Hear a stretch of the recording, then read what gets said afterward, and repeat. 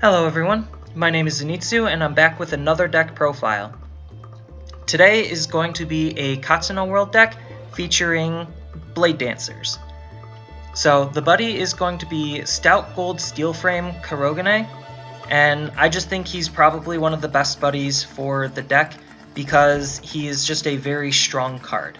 His call cost is pay 1 gauge, put the top card of your deck into its soul, and then at the start of each player's attack phase, if you have an Excelblade equipped and it's standing, nullify all abilities of a card on your opponent's field and destroy it. If it's destroyed, put the top card of your deck into your gauge and gain 1 life, then he's got triple attack and soul guard. I just think he's a very powerful card. He's way better than the other KUROGANE, and he's just very solid. A lot of people tend to use the resource engine cards to act as their buddies, but I always like having the boss monsters as my buddies because that's the card I usually want on my field when I'm going to be aggressive. So as such, I am going to be running 4 of the buddy. Next, I am running 4 copies of Nanomachine Ninja's Tsukikage Rebuddy.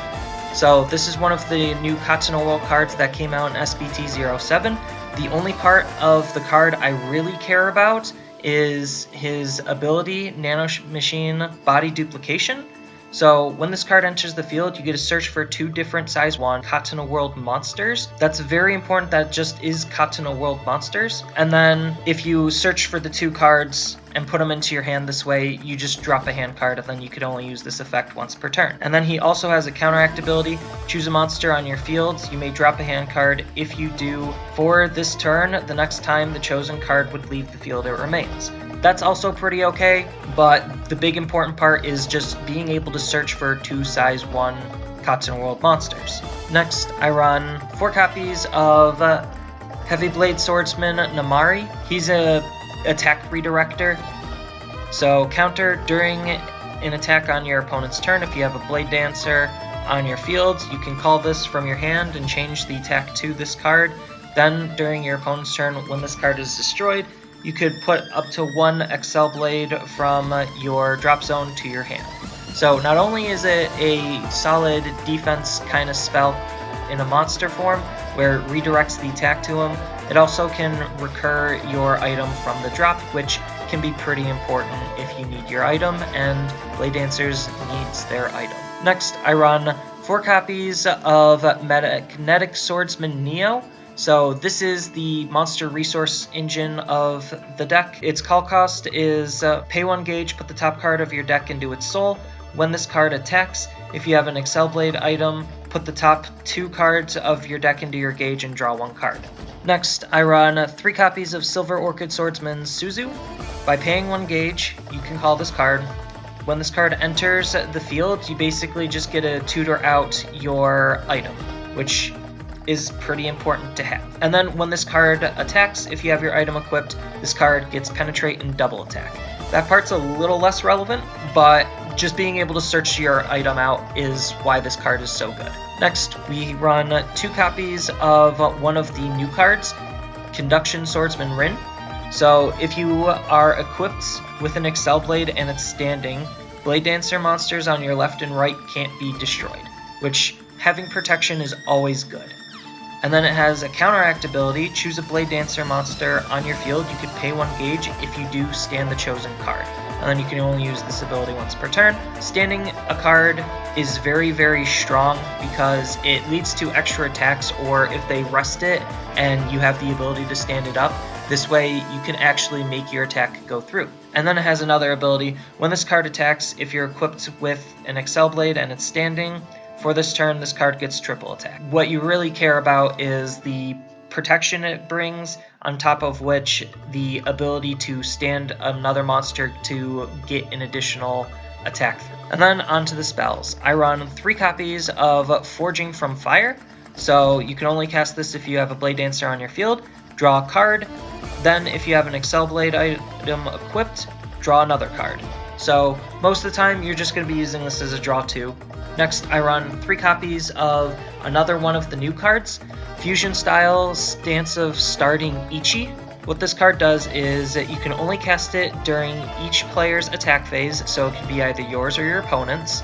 if you have an Excelblade item equipped, and then you counter, look at the top 3 cards of your deck, put up to 2 of them into your hand, and gauge the rest, and then you can only use it once per turn.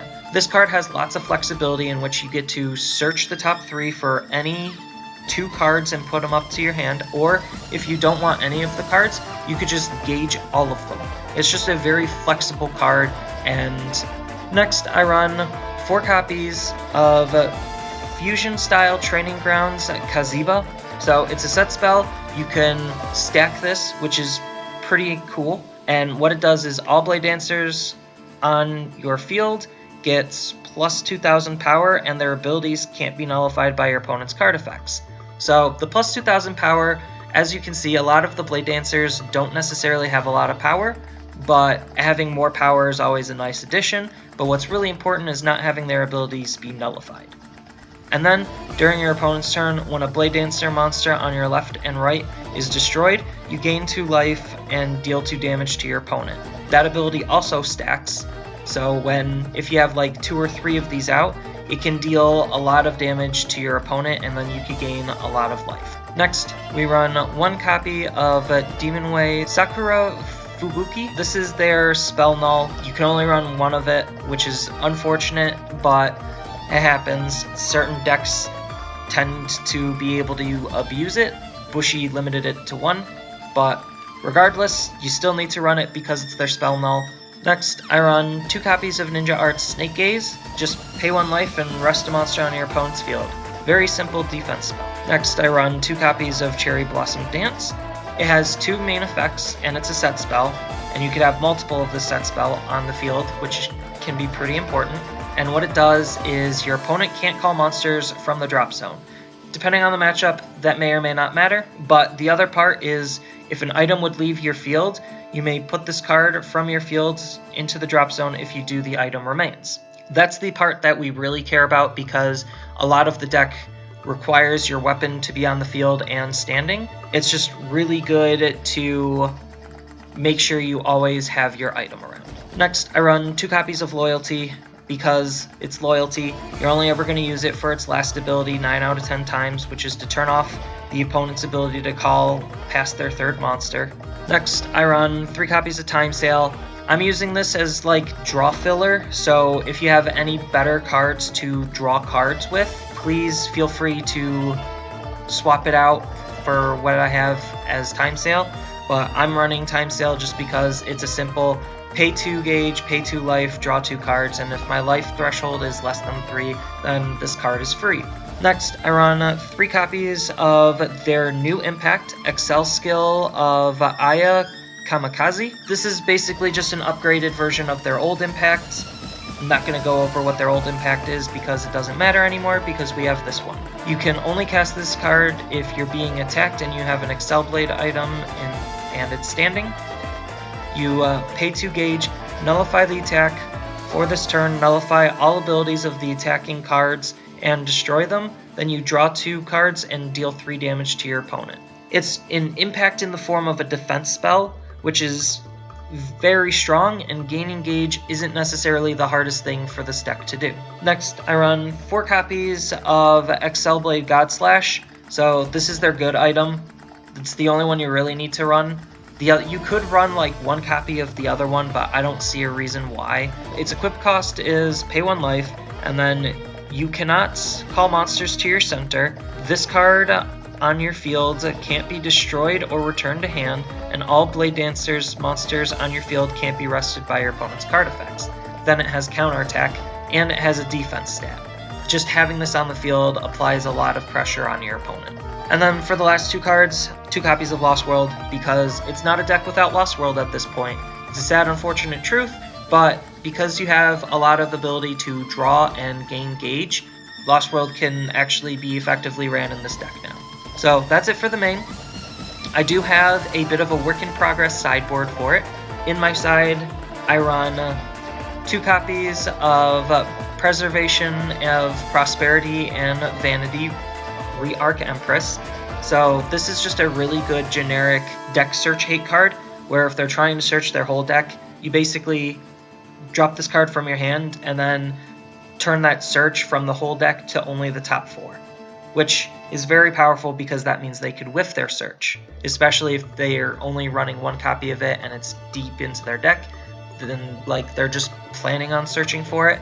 This card just turns that kind of play off. Next, I run 2 copies of Weaver of Dreams and Fates Miko.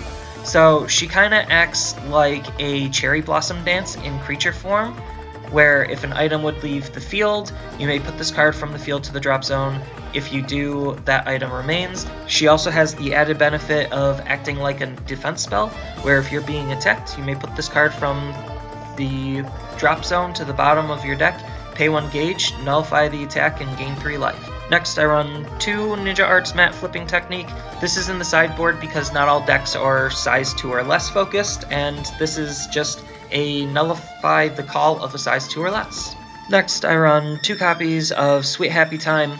This is just a overall good card between all of its different effects. Because Bladedancers have low attacks, reducing all of the defense of your opponent's monsters can matter on getting damage through, but most of the time you're going to use it for its other 2 abilities.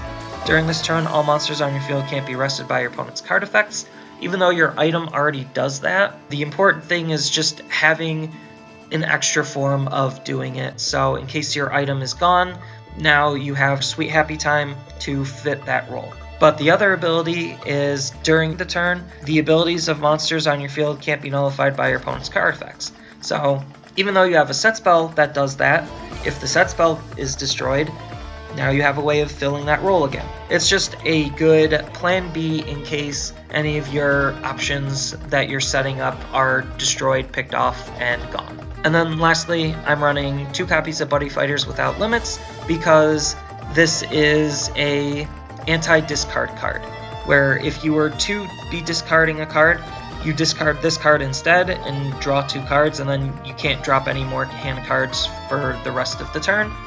On top of which, if they aren't playing that, it has 2 abilities of you could either gain 3 life or -2 crit of a monster on your opponent's field. Now, I do have some other options of cards you could run. If you really feel inclined, you could run Steelframe, Swordsman, KUROGANE, the first one. I just don't think he's as good as his upgraded version, but if you're trying to like burn the opponent out, he does a better job at that, so depending on your build, he could be better than the other one. Then I have Art of Shadow Stitching. So this is just another Katana World like generically good defense spell in which you nullify the attack and then the attacking monster can't stand. I also have Guru Bunbuku because he gives +1 crit, move, and penetrate, which are all very good things to have. The deck can really benefit, especially from that move ability, by putting your size 2 into your center, so that way you could have a size 1, size 0. I do have Alloy Instructor, Shakudo, so he's just another way of making all of your Bladedancers more powerful and hit harder. So he'll increase their power by 3k, he'll increase their crit by 1 and give them all penetrate. But most of the time, I just don't find myself ever wanting to call him, at least in my variant, because most of the time, I'm just picking off their stuff and then swinging through anyway. As far as some good draw spells, you could use Hiding Oni. Hiding Oni gauges you 1 and draws you 2, and putting a soul from a card on your field to the drop is a very, very cheap cost. You could also run Fusion Style Steadfast Sequence the first, which this is just a solid defense spell for Bladedancers. So you put the top 2 cards of your deck into your gauge, you gain 2 life, and for this turn the next damage you take is reduced by 0. You could also run Celestial Arts Returning Water, so for the low cost of destroying a monster on your field, you get to, at counter speed, draw 1, gain 1, charge 1. Then you could build the deck to have kind of a drop zone based like sub-focus. So Guardian Electro Beast Goryo is a pretty good card on top of being a resource engine. So when it enters the field, you get to look at the top 3 cards of your deck, put 1 into your hand, and drop the rest. So it's dropping the rest, which sometimes, depending on your build, you might want to do. But the important thing is it's fishing the top 3 and you get to pick your option of the card you want. And then if you really want to double and triple down on the sub-theme of putting cards into your drop, you could run Rainbow Swordsman Titan, which he has an act ability. Choose up to 2 Bladedancers with different sizes other than this one from your drop zone, and you could pay a gauge and rest this card if you do put the chosen cards into your hand. The whole idea is you use cards like Goro and Returning Waters and some other cards to put cards into your drop. Then you play this card, rest it, and then it's basically like drawing 2 cards, which can be very powerful depending on how the build goes. Some other cards that kind of go into that focus theme is Banquet for the Unrighteous. You're never going to use its bottom ability, but its top ability is what you're really going to be using, which is look at the top 3 cards of your deck, put 1 monster into your hand, and then drop the rest. The important thing is it's dropping the rest and it's trying to fish out for a monster. So again, it all plays into how like Rainbow Titan works. And then if you're continuing with that heavy drop theme, you could run Demon Way Akashigure, which you pay 1 gauge, put the top 2 cards of your deck into your drop zone and draw a card. Then if you have 10 or more cards in your drop, you get to draw again. So if you're dropping a whole lot to try to get like maximized ability off of Titan, then this card just helps reinforce that theme where you just want to have stuff in your drop. So that's it for my take on Bladedancers. I think they are a very powerful casual deck. I don't think this is going to be tier 1 competitive, but the new stuff that they got from S-BT07 gives them a lot of good tools to work with and a lot of good upgrades. So I'll have the deck list in the description below, and I hope you like and subscribe for more Buddyfight content, and I will see you in the next video.